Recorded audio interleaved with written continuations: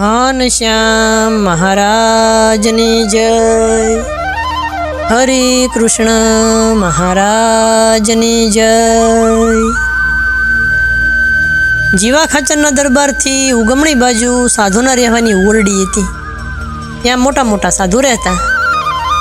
એકવાર પ્રેમાનંદ સ્વામીએ 5 ભાષાનું કીર્તન બનાવ્યું અને કીર્તન બોલ્યા ને તો સાધુ તો બધાય રાજી થયા, પણ બ્રહ્માનંદ સ્વામીએ જરા મરમ કર્યો। સ્વામી કે તમે નવા કાઠી થયા અને કીર્તનમાં કાઠીની ભાષા આણીને તે અમને ક્યાંક માર ખવડાવશો। પછી પ્રેમાનંદ સ્વામીએ એ કીર્તનનો ખરડો સંતાડી દીધો। ત્યાર પછી સ્વામી મહારાજની પૂજા કરવા માટે મલિયાગર ચંદન અને કેસર ચંદન આ 2 કટોરા લઈ અને દાદા ખાચરના દરબારમાં આવ્યા। એ વખતે ચોકીમાં કરીમભાઈ હતા। પ્રેમાનંદ સ્વામીએ કીધું કે મારે મહારાજની પૂજા કરવી છે, તો તમે મહારાજને પૂછી આવો। કરીમભાઈ કે બહુ સારું સ્વામી, તમે આ લીમડા નીચે ઊભા રહ્યો, હું મહારાજને પૂછીને આવું। પછી કરીમભાઈએ મહારાજને પૂછ્યું કે મહારાજ, પ્રેમાનંદ સ્વામીને પૂજા કરવી છે, તો તમારી મરજી હોય તો આવે। મહારાજ કે બહુ સારું, આવવા દો। એ વખતે મહારાજ રાજબાઈના ઓરડામાં ઉત્તરાદે મુખારવિંદે ઢોલિયા ઉપર વિરાજમાન હતા। ઢોલિયાની પાછળ લાડુબા, મોટીબા એ અધિકબાઈઓ બેઠા હતા અને ઢોલિયાની આગળ મૂળજી બ્રહ્મચારી, દેવકર્ષણ, બેચર, વઢવાણના બ્રાહ્મણ આ બધા બેઠા હતા। પ્રેમાનંદ સ્વામી આ મહારાજની પૂજા કરવા આવ્યા। તે મહારાજને લલાટમાં કેસર ચંદનની ખજૂરી પાડીને અર્ચા કરી।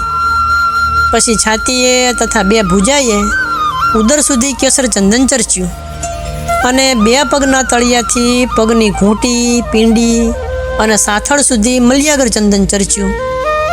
પછી પ્રેમાનંદ સ્વામીએ મહારાજના ચંદન ભરેલા ચરણારવિંદ છાતીમાં લીધા અને મહારાજના નખ ઉતારવા માટે સ્વામી એક ચાકુ પોતાની સાથે લાવેલા। મહારાજને નખ ઉતારવાનું સ્વામીએ પૂછ્યું ને એટલે મહારાજ કે અમારે નખ નથી લેવા, કારણ કે હમણાં લીધા છે ને તે વધ્યા નથી।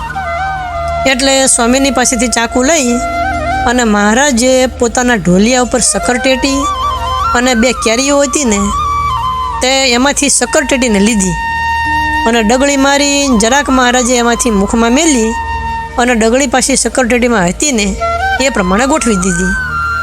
એટલે પ્રેમાનંદ સ્વામીએ જાણ્યું કે મહારાજને સક્કરટેટી જમવાની મરજી છે। સ્વામીએ ઢોલિયાથી નીચે જમીન ઉપર એક વસ્ત્ર પાથર્યું। પછી એ વસ્ત્રમાં શ્રીજી મહારાજ સક્કરટેટીની ચીરી હોય ને એની છાલ એમાં નાખતા જાય અને થોડી જમતા જાય। પછી 2 કેરીઓ હતી ને એને પણ મહારાજે સુધારી અને એની છાલ ને ગોટલા એ પણ વસ્ત્રમાં નાખ્યા। મહારાજ તો સક્કરટેટી ને કેરીઓ એમાંથી થોડુંક જમ્યા અને બાકીનું બધું બાઈઓમાં અને બ્રહ્મચારીમાં બધાને પ્રસાદી આપી દીધી। પછી બ્રહ્મચારીએ મહારાજને કોગળા કરાવ્યા અને મુખવાસ મહારાજને આપ્યો। સોપારીનો ભૂકો હતો ને તે મહારાજે લુગડામાં નાખ્યો એટલે સ્વામીએ પોતાના લુગડાની ગાંઠે બાંધ્યો। દેવકરણ અને બેચારે આ જોયું એટલે એમણે સ્વામીને પૂછ્યું કે કેમ સ્વામી, આ સોપારી તમે જમ્યા નહીં, તમારો કંઠ બેસી જાય એટલા માટે? સ્વામી કે એવું નથી, જ્યારે મોટા સાધુના પ્રસાદી ભાગમાં આવે ને ત્યારે એ અમને પણ આપે છે, એટલે અહીંયા જે સાધુ હાજર નથી એમને આપવા માટે શ્રીજી મહારાજનો તંબોળ મેં ગાંઠે બાંધ્યો, પણ મારો સાદ બેસી જાય એટલા માટે નથી ખાધો એમ જાણશો નહીં। મહારાજે સાંભળ્યું ને એટલે મહારાજે જાણ્યું કે પ્રેમાનંદ સ્વામીને સાધુને વિશે હિત ઘણું છે। પછી લાડુબાને મહારાજે કીધું કે પેલી તાંસળીમાં સોપારીના કટકા છે ને એ લાવો, એટલે લાડુબા લઈ આવ્યા। તે કટકા મહારાજે થોડાક પોતાના મુખારવિંદમાં રાખીને જમ્યા અને પ્રસાદીના પ્રેમાનંદ સ્વામીને આપ્યા। પછી મહારાજ પ્રેમાનંદ સ્વામીને કે એક કીર્તન ગાવ। સ્વામી કે બહુ સારું મહારાજ। મહારાજ કે પણ તમને સતાર વિના કીર્તન બોલતા નહીં ફાવે? સ્વામી કે મહારાજ સતાર તો ઓરડી હશે। મહારાજ કે કોઈ સતાર લેવા જશે? નાજો જોગ્યો કે હા મહારાજ, હું લઈ આવું। મહારાજ કે કોઈને ખબર ન પડે ને એવી રીતે લાવજે। નાજા જોગ્યા કે બહુ સારું। પછી સતાર લઈને આવ્યા અને સ્વામીને હાથમાં આપ્યો. મહારાજ કે સારી ઘૂઘરા ચાલ વગાડો. એટલે સ્વામીએ તો ઘૂઘરા ચાલ વજાડવા માંડી. નાજો જોગ્યો કે મહારાજ તમે ગમે તેટલી ઘૂઘરા ચાલ વગડાવશો, પણ સ્વામીએ એક કીર્તન બનાવ્યું છે ને, એવું તો કોઈ દિવસ સાંભળ્યું નથી અને હવે પછી સાંભળીશું પણ નહીં. મહારાજ કે રાખ રાખ, તારું મનાય નહીં, તું તો હાવ જુઠ્ઠા બોલો છે. નાજા જોગ્યો કે ના મહારાજ, હું સાચું કહું છું. મહારાજ કે તારો વિશ્વાસ નહીં. નાજા જોગ્યાએ 3 વાર કીધું, પણ મહારાજે એમના વચન ઉલટાવી નાખ્યા. છતાં પણ નાજા જોગ્યા સ્વામીના કીર્તનના બહુ વખાણ કરવા માંડ્યા. પછી મહારાજે સ્વામીને કીધું કે સ્વામી, આ નાજો કહેશે ને એ કીર્તન તમે બોલો. પ્રેમાનંદ સ્વામી કે મહારાજ એ કીર્તન સાંભળ્યું ને તે બ્રહ્માનંદ સ્વામીએ મને ઠપકો આપ્યો, તે મેં તો કીર્તનનો ખરડો ફાડી નાખ્યો. પછી મહારાજ ઢોલિયા ઉપર બેઠા હતા ને, તે ઢીચણભર થઈને સ્વામીને કે સ્વામી એ કીર્તન બોલો. સ્વામીએ ભલે ઠપકો આપ્યો, પણ અમારે સાંભળવું છે. જો એમાં કાંઈ ભૂલ હશે તો અમે તમને કહીશું, માટે બોલો. પણ સ્વામી કીર્તન બોલ્યા નહીં. મહારાજે 4 વાર સ્વામીને કીધું ને ત્યારે સ્વામી કીર્તન બોલ્યા. સ્વામી કે મોહન બેન બજાઈ ગ્રહત જીવન આઈ, गिरधर बंसी सुनी कानी, तन की सुध बुध सब बिसरानी, बरजत माता पिता नहीं मानी, उठ चली बेगानी बेगानी. आ सांभळ्યું महाराज के हो, आ तो हिंदुस्तानी भाषा है. वाह रे वाह, बहुत सारू कीर्तन. नाजो जोग्यो के महाराज हजी आगळ सांभळो तो खरा, कीर्तननो मरम आवशे. महाराज के एम बोलो स्वामी बोलो. એટલે સ્વામી આગળ બોલ્યા, બોન મારા મા બાપે મુને વારી, કે છે તું ક્યાં જાય છે કુંવારી, વન તેડી તરછોડ્યા મોરારી, શી વલ્લે અમારી અમારી. મહારાજ કે અરે વાહ, આ તો ગુજરાતી ભાષા. પછી સ્વામી આગળ બોલ્યા, સૈયર કાય સાંગુમી આતા, કુઠે ગેલે પાહતા પાહતા, ના જાને કુની જાતા, માજે સંગ ગાતા સંગ ગાતા. મહારાજ તો બહુ રાજી થયા. મહારાજ ક્યાં તો દક્ષિણી ભાષા આવી.